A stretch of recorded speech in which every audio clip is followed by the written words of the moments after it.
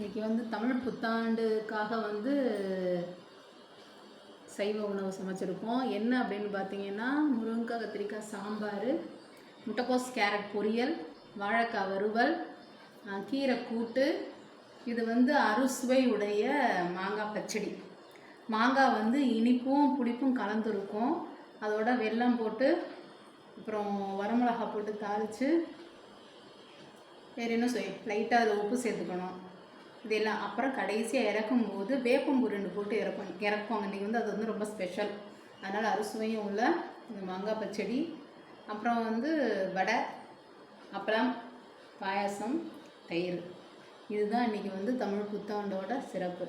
இந்த எங்கள் அம்மா வந்து காரைக்குடினால் இன்னும் வகை வகையாக செய்வாங்க. நாங்கள்லாம் வந்து ஸ்கூல் காலேஜ் படிக்கும்போது இதில் 2 வந்து என்னால் செய்ய நேரம் இல்லை. என்ன அப்படின்னு பார்த்தீங்கன்னா, பச்சை பட்டாணி உருளைக்கிழங்கு போட்டு பால் கறின்னு ஒன்று செய்வாங்க, சூப்பராக இருக்கும். இன்னொன்று வெண்டைக்காயும் கொண்டக்கடலையும் போட்டு புளிக்கறின்னு ஒன்று செய்வாங்க பாருங்கள். பால் கறி, புளிக்கறி, பொரியல், வறுவல், பச்சடி, கூட்டு, அதுக்கப்புறம் மோர் மிளகா, வத்தல் இதெல்லாம் வந்து இருக்கும். கண்டிப்பாக அந்த சமையலில் இருக்கும் தமிழ் வருட பிறப்புக்கு. நம்மளால் முடிஞ்சது, என்னால் முடிஞ்சது இன்றைக்கி இதுதான் செஞ்சுருக்கேன். வாங்க சாப்பிட்லாம்.